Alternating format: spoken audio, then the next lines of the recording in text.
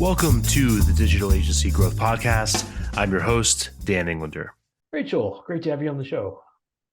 Thank you for having me. I'm super excited to be here. Yeah. So, you've come from one of these companies that's now a big part of everyone's lives and it's controversial. And by approval ratings, though, it's very, by the numbers, Amazon is very popular, but it's something that is just kind of part of the woodwork at this point. But you, looking at your background, started there in 2007 through 2015, which must have been really interesting. So to lead things off, and then we'll get into everything you've done since then with the agencies you've built. But what was it like on the ground there in 2007? Like what was going on? Yeah, it's such an interesting time period to be part of a company that was growing that fast, that had already been growing and then just grew just insane amounts between 2007 and 2015. My first week on the job was December 19th. And I don't know if you are familiar with life in retail, but December 19th is literally the day that everything basically is insane. So December 19th, 20th, and then the 21st sometimes, depending on where it hangs over the weekend and where it is in relationship to the holiday. So literally my first day, I'm trying to, get training and figure it out. And everyone's running around. There's candy everywhere. Someone catered pizza. And I'm like, wow, this place is amazing. There's candy and pizza. It's so cool. Mhm. Then I found out later, of course, that everyone had been working 65 to 70-hour weeks for the last 4 weeks because it was Q4. And this was like the last hurrah of that particular year's Q4. So it was just always go, go, go, go, go. And I think that's something that in the New York Times article back in 2015 about all of the problems that Amazon had, I think they neglected to mention why people stay. And one of them is that it's never boring. There's always something happening. There's always something new that some person came up with. And you're like, how did you even come up with that idea? But I think the coolest thing about the company is that it wasn't very corporate. From what I can tell now, it's gotten quite corporate. But at the time, the whole company was kind of made up of pods. I'm not sure if that's the best way to put it, but it's almost like internally functional pods. And so you're really only interacting with what's happening in your area and doing things that happen in your area and not really paying attention to everyone else. There's a whole philosophy of self-service APIs at the company when I was there, where you would make an API for your data, and then you wouldn't even bother to check who was looking at it because that wasn't relevant to you. It was relevant to somebody else. You go move on and do something else. We had a couple times the software shut down. Why is our software down? I went and checked, and they're like, oh, we were just trying to figure out who's using our service. So we turned it off for a day because they didn't know. So it was very like kind of scrappy, and you have an idea, then run with it. I was part of Amazon Basics as well. So Amazon's private brands. And the guy who started this, like literally, the guy who started this is the best way to put it. He started it back, I think, about 4 years before I started working on it in 2012. And although I'd worked a little bit kind of tangentially with him in 2010, he started it with his manager's approval. And then what they did was they played a little game where if you submit the requisitions for under a certain amount, then your manager can approve it and no one at the higher level sees it. And so they basically launched Amazon Basics with a little bit of help from their legal department. Their director was in on it, but there was no sort of company-led effort to have a private label brand. It was very much this guy was like, hey, I had a private label at my last job. I could do it here. And people were like, sure, try it, see what happens. And now, it's this giant brand. And I think that's kind of really exemplifies how Amazon was then, just like really entrepreneurial, really go out and do it, but really not a lot of support for employees. So I don't remember ever showing up to a job where I was like, oh, yes, I have all the training I need, or, oh, I have all the documents I need, or, oh, I know what I'm supposed to be doing. There was a lot of kind of like, all right, so what's our mandate? Okay, how do I go find that information? You don't know. Okay, guess I need to go start bugging people. So it was Yeah, very self-driven. that's super interesting. And with that in mind, like what was your official role when you started there? Like what did you think you were going to be doing versus like what was the day-to-day like in the first few years there? Yeah, my first job there actually was exactly as it was billed. They used to hire a lot of operations staff in Seattle, and then they would do the bulk of operations staff overseas, but they would have a small number in Seattle to do testing, work alongside the developers, that sort of thing. From what I can tell, they've since gotten rid of that, where I don't understand why, because it was actually really helpful for the developers to just come over and sit side by side and look at what we were doing. But I was one of those operations staff. And so for the first 4 months, I was at Amazon, I was just reviewing orders. So the automated system would say, this looks like fraud. And the human would look at it and say, yeah, it looks like fraud. Or no, not fraud. And then annotate why. And that was literally my job for the first 4 months. And I have so much sympathy for people in these kind of grind jobs because as a newbie, my goal was to hit 16.5 investigations per hour on average. And as an experienced person, you're supposed to hit 18 and a half per hour. And every year the number went up. So, and not always with an improvement in tools, which I don't mind the numbers going up if there's some sort of improvement in tools or some sort of speed benefit. But if you're just like, okay, now go faster, it's not very effective. But that was exactly as billed. But then 4 months in, we had a couple of ladies who ended up resigning at the same time in Slough, England. They used to do all of the operations staff for Europe out of Slough. And then the corporate stuff was all headed in Luxembourg. And they both quit at the same time. And so they didn't have anyone else to turn to. And they said, hey, Rachel, can you do this? And I think this is something that, especially when you're young in your career and you're new in your career, a lot of young people today that I've talked to or managed, there's a lot of anxiety of failure. There's just this, I don't know if it's the helicopter parents or what, but they're all afraid they'll fail. And they want tons of feedback and they want tons of support and they want you to always hold their hand on things. And you just can't live life like that. Like sometimes you just got to jump and do your best. And I was like, yeah, absolutely. Didn't think that my German was good enough because it was all in German. Didn't think that I knew what I was doing. I certainly didn't know what I was doing really, but I was like, yeah, this seems like, in my head, I was like, this seems like a good path forward. So I'm going to take it. I'm going to take the opportunity given to me. I had 10 days of training before they quit, and then good luck. That whole first month, I had a headache because it wasn't just the job, it was also the fact that it was all in German. And my German skills were fine. I'd lived in Austria twice and I'd studied German for 10 years and I could get around just fine. My last week in Austria, actually, someone asked me where I was from. She could not tell I was American from my accent. And that was just like, hashtag language goals, right? For Yeah. people to not know you're American abroad. But it wasn't the kind of German that I was using. So you have to learn a whole new set of vocabulary. Like the law enforcement officers that I was talking to, because it was a law enforcement liaison position, they didn't always use Hochdeutsch, which is High German. Like they didn't always use proper spelling. Sometimes they used kind of interesting language and syntax. They were just regular working guys. And Yeah. I was like, I don't know what they're saying. And then to contrast that, I was also responsible for responding to the state prosecutors.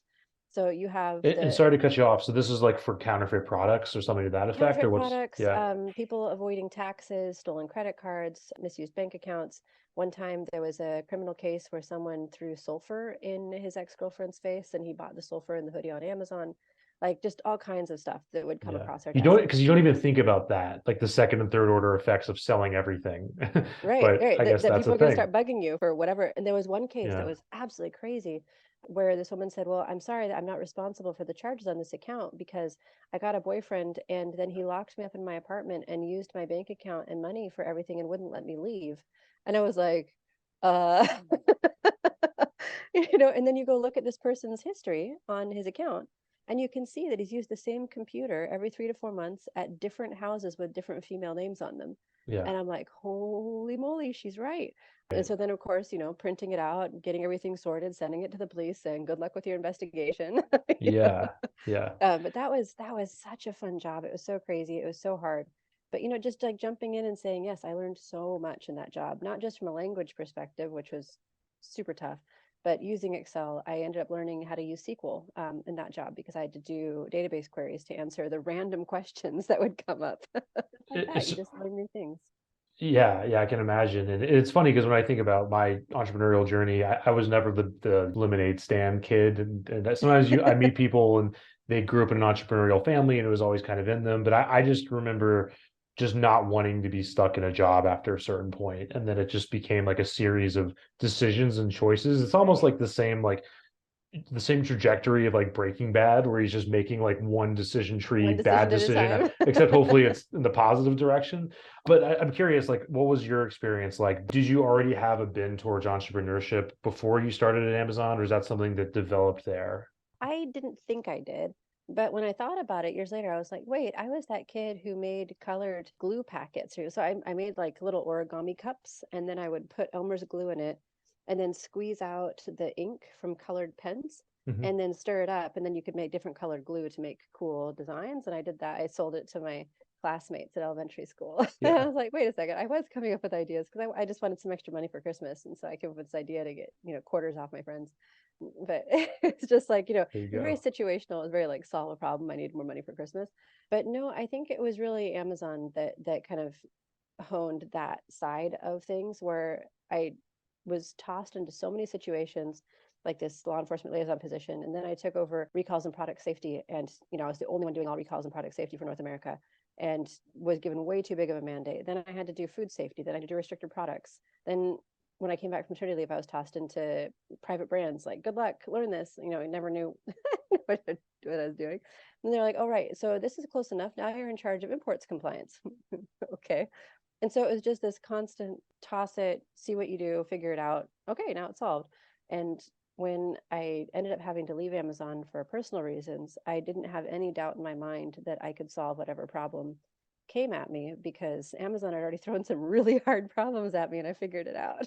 Yeah, and I do want to have enough time to get to everything else that you're up to since Amazon, but to kind of finish off there, Amazon's so impressive to me because when I compare it to every other successful company in my lifetime or before, it's like they got really good at one thing. Like if you think about Google, they got even till this day, arguably they're good at one thing, which is search, right? Yeah. And then you have IBM got really good at machines and calculating, and Facebook got really good at building, I guess, social media and community, and mostly the other stuff doesn't work. Amazon's the exception to all that.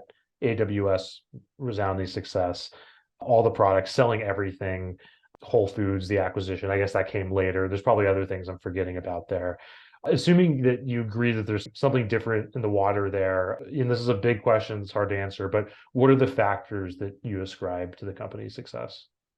I actually just saw a meme on LinkedIn that I think perfectly illustrates this. And Steve Jobs said that in a weak company culture, politics win, and in a strong company culture, the best ideas win. And I think that's really what made Amazon successful. And I can't speak to it now, although they keep coming up with great ideas. Maybe it's still working. But the two things that I would say make Amazon different is first, all ideas, all projects, anything that you want to get money for, you have to write a paper for. There's no presentations, there's no bells and whistles. No one gives a crap if you know how to make the picture fly in sideways. What they care about is, can you articulate your idea clearly and can you justify your position with numbers? Not anecdotes, actual data, not how you feel. Can you actually write a paper supporting your position? And I think that mental discipline is really important to instill in a workforce. And you literally cannot get money for a project, at least you couldn't, unless you wrote a paper and defended your paper in front of the people who could approve the money for you. And then the second thing I would say is the real focus on leadership principles. And I was talking to a guy who actually went back to Amazon, who's been in the Amazon space for a while. And he said that his first year at Amazon, he did not drink the Kool-Aid, right? He was like, oh, leadership principles, whatever. But everyone always adheres to those in meetings, in your reviews, not new people so much, but for anyone who's been there for a while, it's all about the leadership principles because the only thing that everyone agrees on, right? If you can agree on one thing, then you can all work together, regardless of your background, your position, your things that you care about, whatever. If you have like a core set of values that you can agree on, you can be functional. And Amazon is adamant about those leadership principles. And so there were plenty of times where I would look at what someone was doing and say, okay, explain to me how this aligns with these three leadership principles. And sometimes they would give me a good answer. I was like, okay, great. Thank you for your answer. And sometimes they'd be like, you know what? You're right. They don't. We need to change this. And so those two things where there's a system that basically forces mental discipline over showmanship. PowerPoints are showmanship, right? It's how well you present. Papers are how well you think and present your ideas, combined with a shared set of values. And I think that's really what makes the Amazon culture strong. Yeah, and one thing that really clicked for me, and I think regardless of the size of your company, thinking of things in terms of principles, I think for me anyways, like way stronger than values because values can be very hand wavy and airy, Yeah. but principles are broad enough to apply to not be brittle and to apply to enough situations, but specific enough to be like understandable to not just be fluff. When you look at Amazon's principles, they make sense, and a 5-year-old can understand them basically. So I think that's really key. But moving beyond that. So from there, you started an agency. What were the reasons for that, and what were the early days of that agency like? How did you go about setting it up, and and that's Cascadia. Yeah. Yeah. So I started Cascadia in June of 2015. So I left Amazon in May, and the day after my last day at Amazon, I had my website up. I was like, I'm doing this, it's gonna happen. And it really came down to some personal situations. I would go to work and I'd come home and my son's diaper wasn't changed. My ex-husband had a lot of personal challenges. And so, if I was going to work at Amazon, I couldn't have personal challenges at home. That's one of the downsides of Amazon is that they pay you well. And so they expect you to make Amazon the priority in your life. So if you have something that takes away from that, then, too bad, go find another job. And so I was like, all right, well, I want to leave in good standing. So I'm just going to quit and stay home. And probably I had about 2 weeks to think about what am I going to do? What should I do? Do I want to work for somebody else in the industry? Do I want to have a commute? No, I don't, because I really need to be home for this. Okay, what can I do at home? I have no idea. So I reached out to everyone on my LinkedIn list that had consultant in their title or had previously worked at Amazon and then left to do something independent. And I was like, hi, I have a question for you. How'd you do that? And just reached out to everyone that I knew. And then once I got some feedback from like, how did they do it? Oh, okay, they did it this way. Well, then I'm going to try that. And so I just tried to implement everything that I was learning from folks who had done it before and just used my network like crazy, constantly reaching out to be like, hey, do you know someone who's looking for that? Do you know someone who's looking for help here? I had come from the marketplace and operations side. So unlike a lot of the vendor manager folks who leave Amazon, they take a lot of their clients with them. I didn't have those relationships. And so I was like, all right, how do I establish myself when I don't have relationships with big brands and need to bring in money fast? Like I don't have any runway. I need to be paying my mortgage next month. And I was lucky enough to work with a guy who had been in my department a few years before. And he had some work where he was like, this looks like it'll be terrible. Would you like to do it instead? And I was like, absolutely, I will take it. It's terrible for him, but it was, work for me. So I took it and ran with it. And my first month of my agency, I made a whole $200, which is, I was excited. I was like, I have a paper check I can deposit. This is so great. I even like took a picture of the check, smiley Hmm. face. I don't think anyone really sends checks anymore, but it was very exciting at the time. And then the second month, I think I made like $700. And I was just like, wow, this is so great. I'm actually making money at this. I can do Tripled. this. Yeah. And then by December, I really focused hard in on the part of the market that my former colleague had focused on. And he had, he was like, there is plenty of space for everybody. I know you want to do more compliance, so I suggest you do this. It's like, absolutely, I'll do that. That makes money. That's the important thing. And by December of that year, I had brought on two assistants and had made $16,800 in December. And so going from $200 in June to 16,000 in December, I was like, all right, I'm on to something. But the thing I first started with was very stressful. That's part of the reason why he didn't want to do it. And so I started kind of looking around me, going to shows, went to a ton of shows in 2016 and started thinking like, okay, where is this going to go? Where can this go long term? How can I build retainers? How can I build long-term relationships with these clients rather than these kind of one-off projects in an area where everyone's stressed? How do I make them happy when they want to talk to me instead of upset? Because Hmm. I've been Yeah. working with all the problems that you can run into at Amazon, which is it's important, and people will pay you a lot to deal with the problems on Amazon, but they're also so stressed. It's kind of not a fun thing to do. And Yeah. so I was like, all right, how do I build longer term relationships with these people? How do I stabilize my cash flow each month? And how do I morph my business into something that's not just me working at home? And so that's kind of where I went with the full service agency. And our focus was always on compliance as an agency. Every agency has their niche, right? That they're really good at, and ours was always compliance. So whether we were doing marketing, whether we were doing advertising, whether we were doing operational management of your account, we would always follow Amazon policy. We were never breaking policy on anything unless you told us to, in which case I was like, so if you tell us to do this, we will do it. But here's what could happen. Yeah. And so that was kind of our specialty, was knowing what the Amazon policies were and how to enforce them, because there are so many and they're so confusing to so many companies. That's super interesting. And what did it take to land on that as a selling point in a niche? Like what were the other experiments you ran, and how did that play out? Well, we started working in compliance. And so that kind of was more of a not so much how do I land on this niche for full service, but how do I convince people that I can do full service? Yeah. So it was kind of like we had been doing compliance and product development for a while because that's what I had worked on at Amazon. I'd done compliance for years, done development of private label. The problem is private label is usually, unless it's a big company that's doing it, where you can do percentage of orders, usually it's just not that profitable. Profitability is really coming from a monthly retainer with some sort of upside. And there is no upside in product development and there is no upside in compliance. You just charge a lot for the individual project and then you've got to do sales, sales, sales, right? It just really puts a lot of pressure on your salesperson. And so I was trying to think is like, all right, how can we parlay this knowledge that we have in developing brands, in fixing problems, into a monthly retainer model where we can get an upside? And so what I realized was I had to do a crash course in advertising.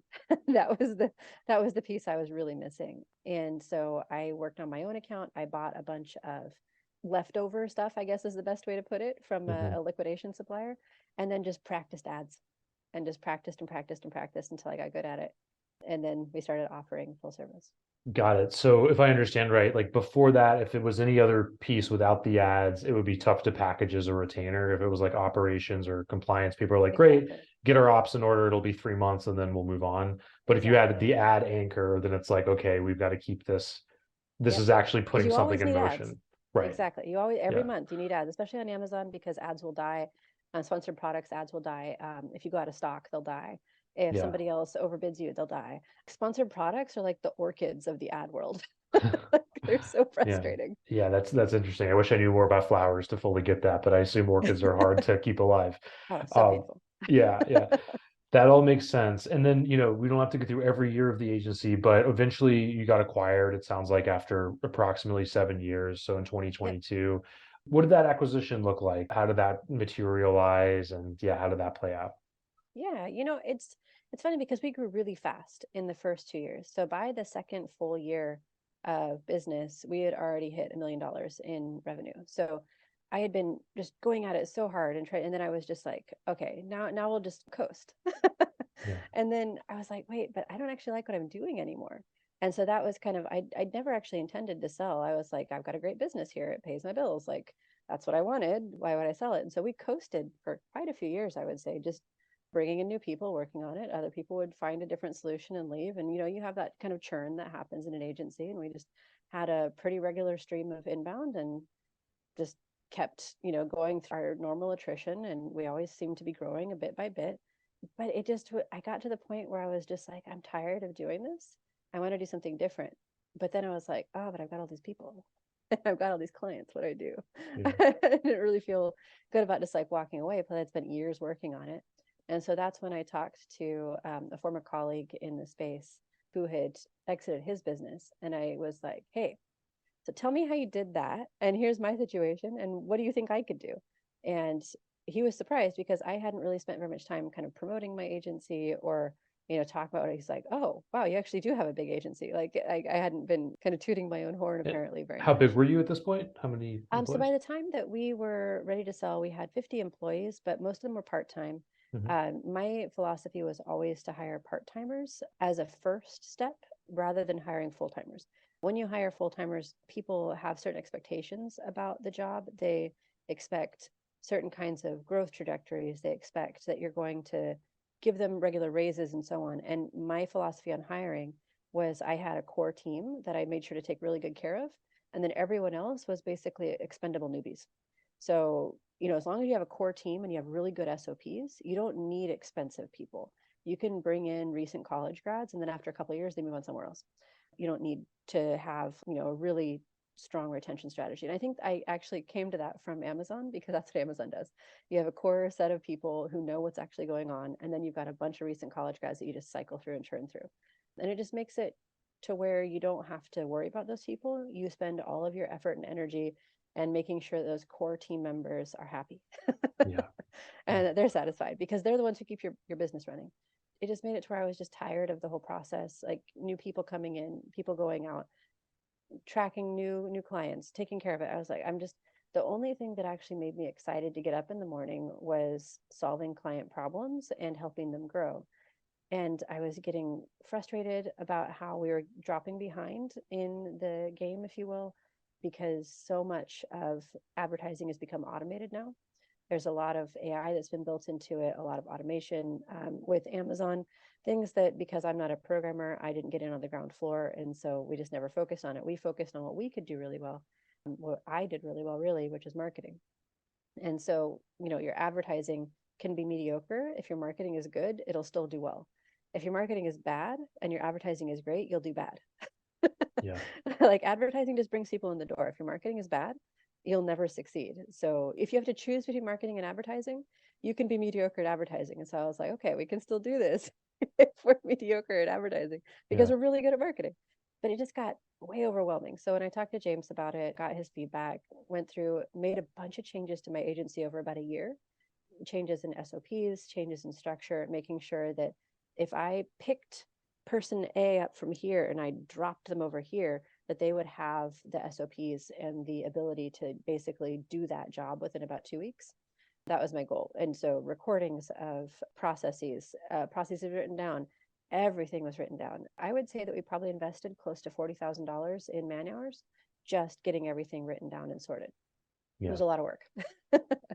And then at the end of that year, I reached out to James again, and he actually introduced me to someone in the space who was looking to grow his full service agency. And it seemed like a really good fit. He wanted to grow an agency, so he wanted the employees and he wanted the clients. And that's what I've been looking for. There were a lot of people who were interested in buying us, but they were interested in our knowledge and skills. And it was more of an acquisition for talent rather than an acquisition to take care of the clients. And my position at the time was, I want to take care of my clients. And so I ended up choosing this company to acquire, Cascadia, and they've ran with it. And after about 3 months of transition, I left and have been doing marketing and brand awareness since then, which is what I really enjoy doing and what I'm good at. Yeah, yeah. That's great that you could kind of get back to that. Let's talk about new business a little bit because that's, what we focus on a lot here. And you mentioned that a lot of the business was from inbound. So what did that look like for you and how did it change? Was it mostly like referrals and that kind of thing? Or how was the business coming in up to the point you got acquired? Yeah, probably from 2015 to 2019, I would say that it was mostly blog posts, podcasts, and stage events. Mhm. So people looking for a particular solution, and they'd find me in a podcast, or they'd find me on a blog somewhere, or they'd find me on the website because I did some guest blogs as well, not just blogs on our own site, but on our own site, I did blog probably once a week. I made sure that it was a blog on a topical subject. And it's really easy to find topical subjects, right? You just sign up for LinkedIn, you follow a couple of people in your industry, and then see what they talk about, and then write a blog on it. Yeah. Like it's like you don't have to think really hard. A lot of people are like, oh, you have to go to Google keyword search, you have to do this. Like do that afterwards. Find your topic from people who are kind of setting the conversation in your industry, and then go Google keyword it. It's way easier to do it that way. Right. And it sounds like the main reason you got acquired was, or the main thing they were interested in was the client base, not so much just the talent and the skills of the team, if I understand right. Yeah, Yeah. yeah. So the folks who were looking for us they were looking for the talent and skills in the team. They were looking for someone who had already done all the SOPs because they hadn't finished that project yet. That's a huge project for any agency, is writing everything down. And I know some people who are like, "Oh, you just got to write it down as you go." Like, you ever run an agency? Like, unless you've got a pile of cash sitting on the side, you're churning and burning because you need to make money. So no, Yeah. like you're not writing everything down the first year or even the second year. You Yeah. start writing things down when you've got some stability. Right. So it takes a while to backfill all that, unless you're, I don't know, like don't need sleep or something. But that was what they were interested in, was that knowledge base. Yeah, that's super interesting. And I think a lot of the times that can get lost in the agency world where like non-Amazon agencies and others will sort of like get acquired just for their clients or, just kind of like part of a PE situation or one of those. So is there something that made the SOPs more attractive in your space? Do you think that's like idiosyncratic to Amazon, or how do you feel about that now, I guess? I feel like it kind of is because Amazon gives you such poor help. There have been times that I've actually searched on Google for help on Amazon because Yeah. their help pages are so poor to try to find things. Their search is poor, the browse nodes are poor. It is really hard to find help. And so when you have new people coming in, a lot of times if they're new coming in on Google or Facebook, you can go send them to some YouTube channels. There's some really great YouTube stuff, but you try to get YouTube on some of the more complex Amazon stuff, there's nothing there. Like literally there's nothing there because a Yeah. lot of the people who do know aren't sharing. because that's part of their secret sauce for getting people to sign up with their agency or them as a consultant. And then the brands aren't sharing either because they don't want to share what they're doing. Amazon is cutthroat. And so a lot of people just won't share what's working for them because it's not worth it to them. And they might share it in like a mastermind, but there's not a lot of public information, is what I mean. And so Yeah. when you're trying to train somebody, there's just not a lot of easy ways to train them. You end up having to do it yourself. And that is so time consuming.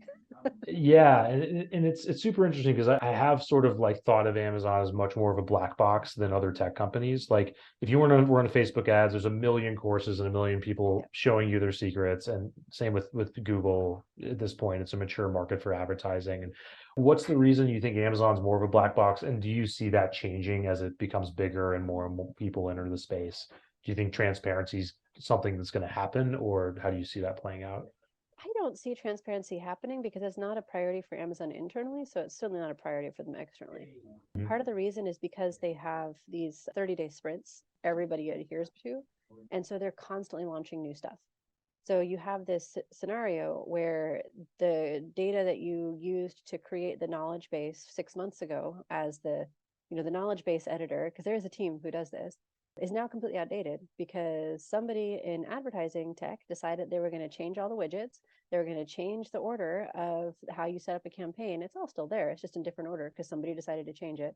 And they decided to change how you do bidding for top of page because they didn't like the way the old one looked. And so now your knowledge base is incorrect. The steps are still correct, but the knowledge base is incorrect because most of the time you want to have like go here, click here as like the first steps. Well, every month things change. Every month something changes. And sometimes I hear people like, oh, Google just rolled out the new whatever. And I'm like, Amazon does that every month. It screws with all of our stuff. So I don't think it's so much that it's a black box necessarily, is that people just aren't fast enough to keep up with it. They're moving so fast internally that nobody is used to that kind of pace. We were told, it's called bias for action, was one of the leadership principles. What we were told was as soon as you get between 60 and 70% confident on a task or a project, go.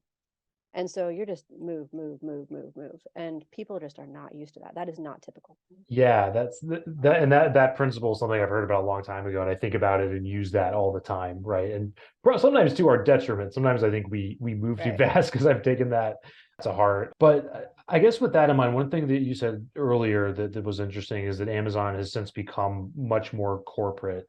I guess how do you define that, and do you think that's a good thing given those problems that we talked about, like having that consistency and transparency and like yeah, how do you see that playing out? There's only so big you can get with a pod modular structure like they built before things start breaking, right? And so I feel like that's where they're at. And that's the reason why they had to shift some of their approaches.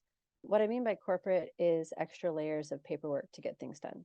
So when Randy wanted to start Amazon Basics, it took him a couple months of talking to his manager, getting financial approvals for his department. They played a bunch of games where they put accessory costs like product testing or shipments or various other fees that would come up. They just put it in the general consumer electronics budget because no one looked and they knew no one looked. It was such a big budget that no one was ever going to audit it. That kind of cowboy behavior would be really hard to get away with now. You have to go through a lot more paperwork and approvals than you ever would have, 15 years ago to get something launched.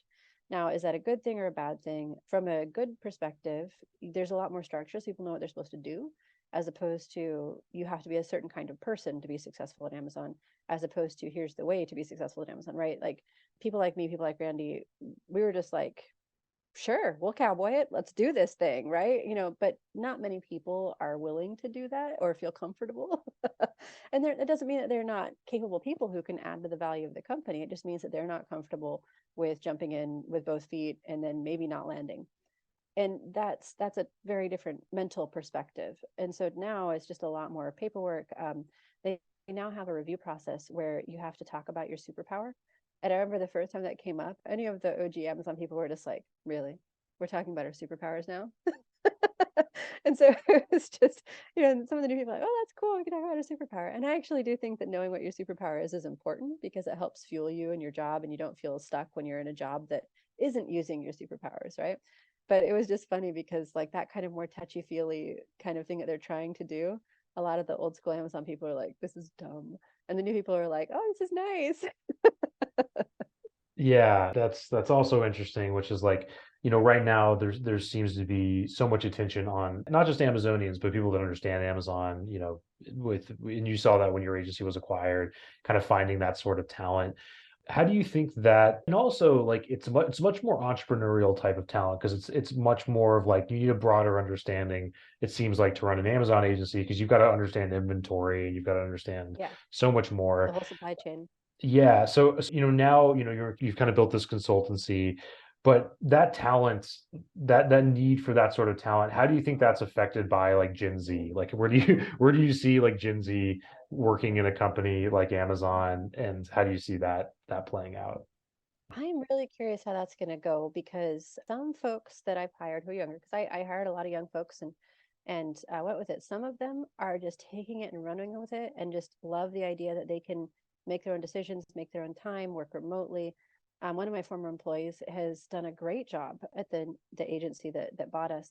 And one of the things that she's doing is she's traveling while she's working.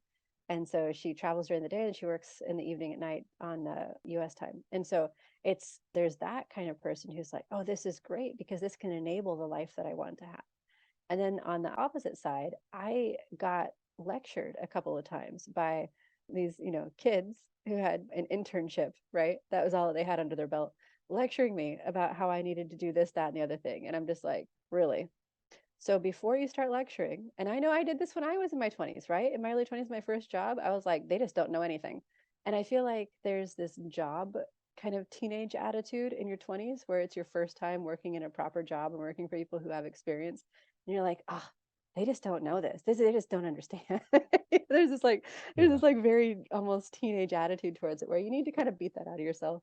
I think that the people who will be successful are the ones who realize what they don't know fastest and stop trying to lecture the people who are ahead of them. There's always something you can learn, right? There's some folks that I've worked with who are in their 50s and 60s who, have such great insight into things, such great perspectives that I hadn't thought of. And you can always learn something from someone else. And so I'm curious what's going to happen with the Gen Z folks because a lot of them do seem to be very confident that they're going to change the world. And I would never want to stamp that out of somebody's, like, yeah, absolutely, you can change the world, go do it. But listen while you're doing it too.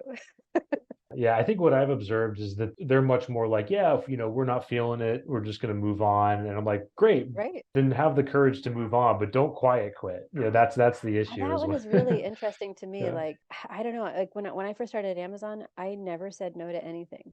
I was always like, okay, you want me to jump? How high? Let's do this. And it's just such an interesting difference where people are working and then and going home. And I don't mind that if they're actually working. So what I actually did is I actually changed the way that I managed.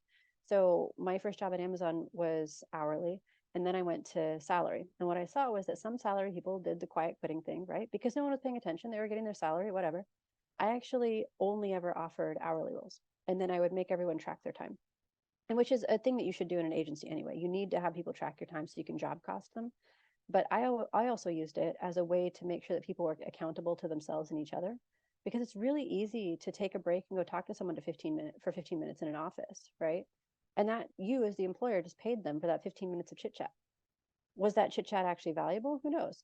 But in a work environment where everyone's remote and you have to track your time, pretty much all the time when I would do audits, I felt really confident that the time that my team was spending on client accounts was actually time that they needed to spend.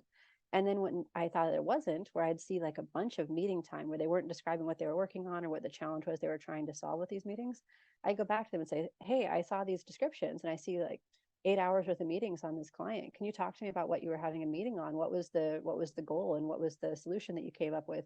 Like, was it worth these 8 hours? Because here's how much an 8 hours worth of meeting costs me. So what did you get for those 8 hours of meetings? And trying to retrain employees to think that way, like it's not about having meetings. Like everyone wants to have, let's talk about it. No, no, let's not. Let's think about what's the value of what we're trying to solve.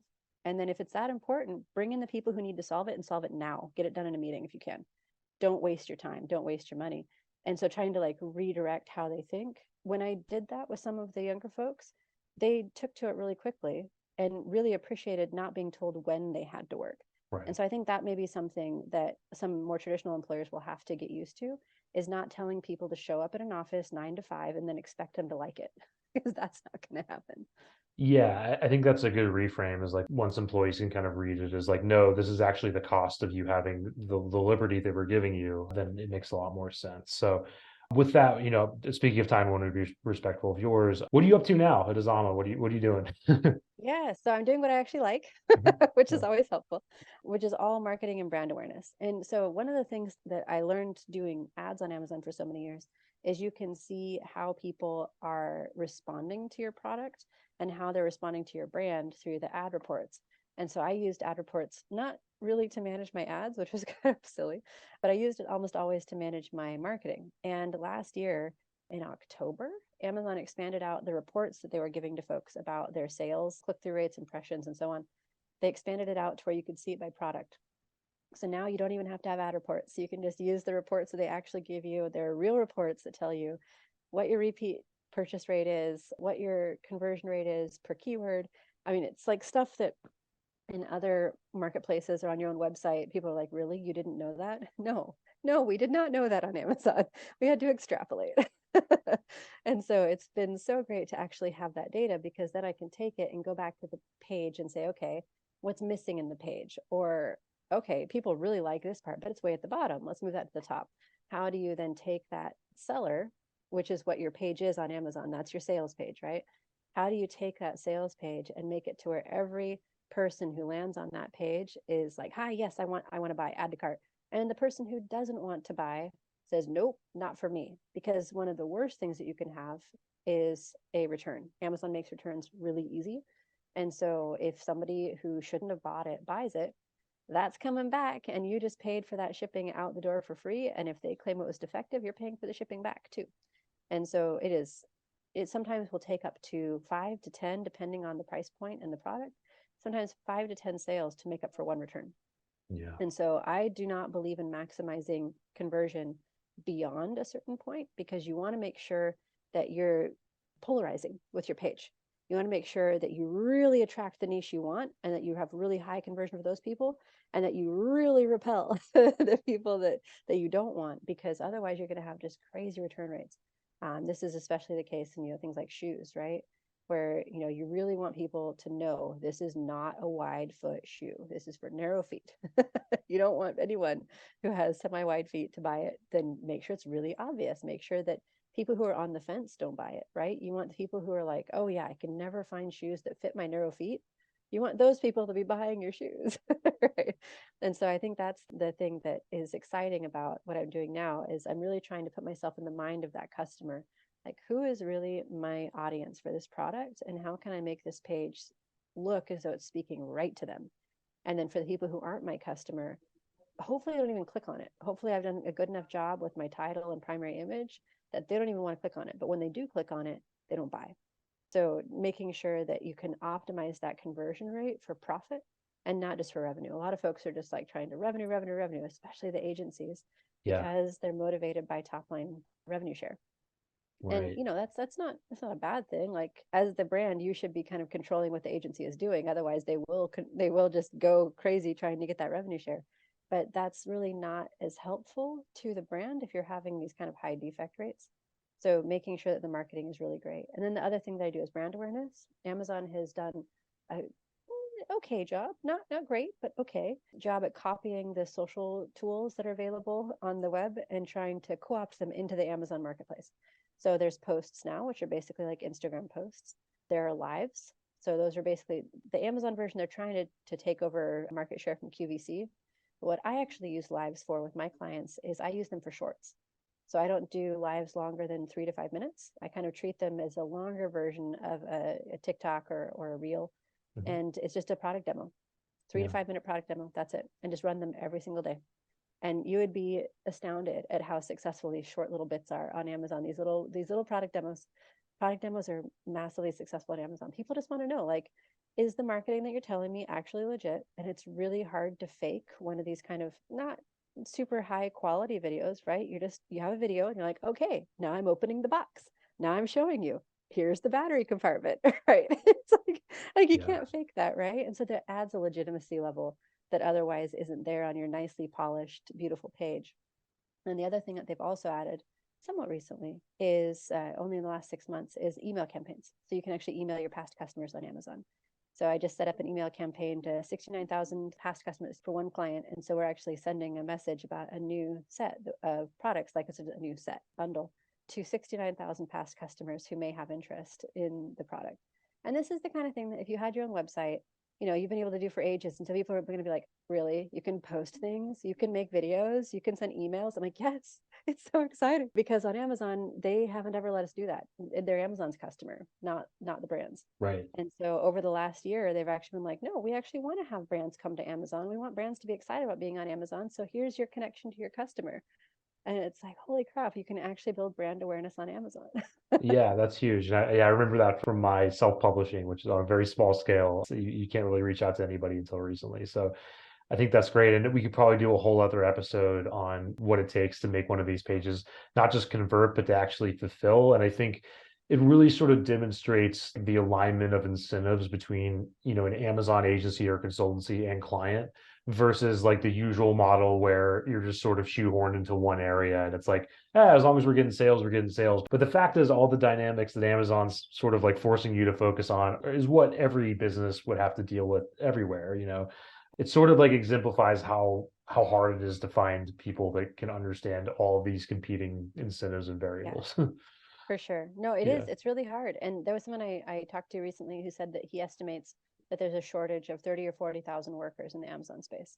Like they just don't have enough qualified people to work in the space. And I'm like, well, Yeah. that's good for me then, I guess. Yeah, and we'll have to see where the training world goes and, and how trainable these Right. skills are. So that's a whole other topic. The last thing is, Rachel, so you have a book out or book you're working on, it sounds like. Yeah, book. Cool. I'm working on it to publish later this year called School Hours Agency. And it really comes from this whole concept I had when I was working at Cascadia of hiring part-time people. And nearly all of them were moms. So they were moms that I'd known at Amazon who ended up leaving to take care of their kids or who had to leave because of caretaker issues. I had to leave my job because of caretaking issues with my kids. And so one of the things that I wanted to do was say, you don't have to work 40 hours for me. That's not necessary. You can work 20, you can work 15, you can work 35. I don't care. Tell me how much you can work and then do it. But I Yeah. need to know how much you can work. And then I will work around that for my job costing and my time allocation. But you don't have to work 40 hours. And because we logged everything by the hour, the system would just spit out a report at the end of the pay period and say, here's how much everyone worked. It would get logged in and they would get their paycheck. And so it was something that was kind of born of that concept that there's a huge amount of talent and experience and skills that are being well underutilized. These women who are so intelligent and capable and are singing Baby Shark with their kids, right? Yeah. And not all just women. There's plenty of men who have chosen to be caregivers as well. It's just a lot more women were the ones who ended up working with me. And I think that that's kind of where this whole idea came from of, okay, so maybe you want to start your own agency of some sort. And, agencies range from anywhere between one and, 1,000 people, right? You can have a micro agency where it's you and maybe an assistant or you and a couple assistants, and you do one thing, whatever it might be. I was actually just working with a client and they're working with another service provider who does Instagram videos. That's all she does. She just does demo videos for people. And Yeah. that's her service. And so she has kids at home and she can only work during school hours and she makes those Instagram videos during school hours. And then Yeah. she's with her kids the rest of the time. And so then the question is, okay, that sounds great. How do I do that? Well, that's what the book is about. You need Yeah. HubSpot, you need email campaigns, you need a website that doesn't suck, you need to track your time, you need to make sure that your job costing is reasonable. If you have assistants, you need to give them instructions. How do you do that? It sounds really meaningful, and I think there's a lot of people that could benefit from that now, especially in a post-COVID world and everything like that. So we'll definitely get that and anything else you're up to linked up. And Rachel, thank you so much for your time. This has been a great interview, and love learning about your journey here. Thank you so much for having me. It's been really fun.